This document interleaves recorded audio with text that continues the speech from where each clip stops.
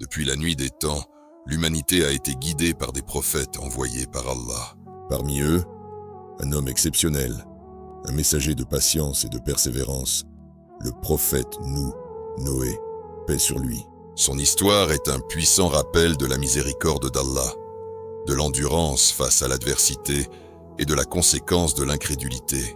Aujourd'hui, plongeons ensemble dans l'histoire du premier messager envoyé à l'humanité. Après le prophète Adam, alayhi salam, les hommes restèrent longtemps sur la voie du monothéisme.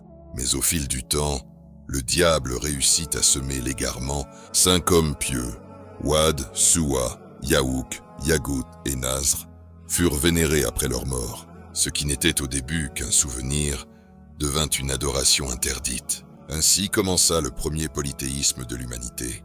Allah choisit alors parmi eux un homme vertueux, Nuh, alayhi salam.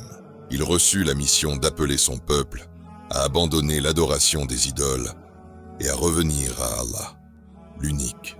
Ô mon peuple, adorez Allah. Vous n'avez point de divinité en dehors de lui. Je crains pour vous le châtiment d'un jour terrible. Pendant 950 ans, Nuh appela son peuple avec sagesse et douceur.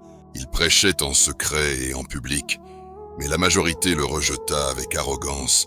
Seigneur, j'ai appelé mon peuple, nuit et jour, mais mon appel n'a fait qu'accroître leur fuite. Les riches et les notables méprisaient son message, disant « Seuls les pauvres et les faibles te suivent. » Allah révéla alors à Nuh que plus personne ne croirait en lui, sauf ceux qui avaient déjà accepté la foi.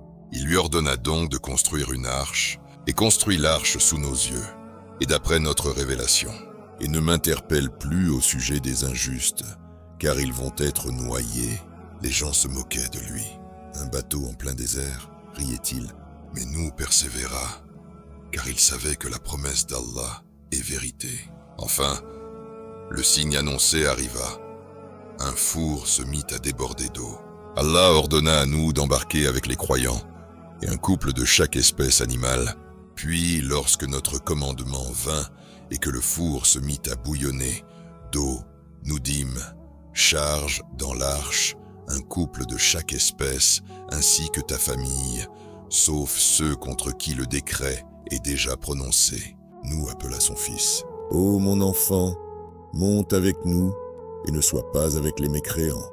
Mais son fils répondit, je vais me réfugier sur une montagne qui me protégera de l'eau. Mais il fut englouti par les vagues, car nul ne peut échapper au décret d'Allah. Après des jours de tempête, Allah ordonna à la terre d'absorber l'eau et au ciel d'arrêter la pluie. L'arche se posa sur le mont Al-Joudi et il fut dit « Ô terre, absorbe ton eau, et toi, ciel, cesse ta pluie. » L'eau baissa, l'ordre fut exécuté et l'arche s'installa sur le mont Joudi.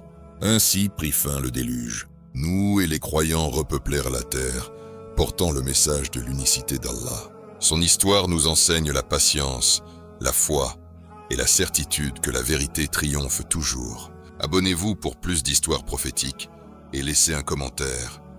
Qu'avez-vous appris de cette histoire? Qu'Allah nous guide tous vers la vérité. À bientôt.